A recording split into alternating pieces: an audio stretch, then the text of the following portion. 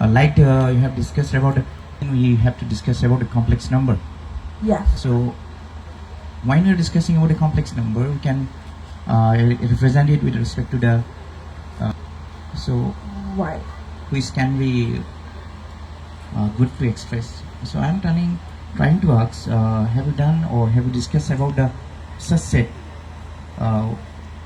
better than that one actually?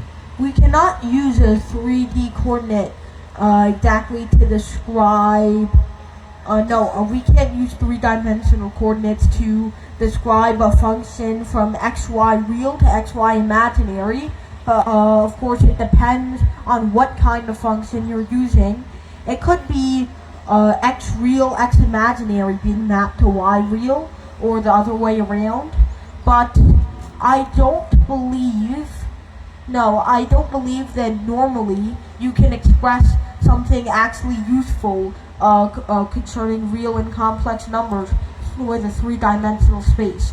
You need a 2D space, which is just the real axis and the complex axis, in the imaginary axis, which I'm sure you've seen before, or the four-dimensional space, which you can't quite imagine, or the six-dimensional space, and so on and so forth.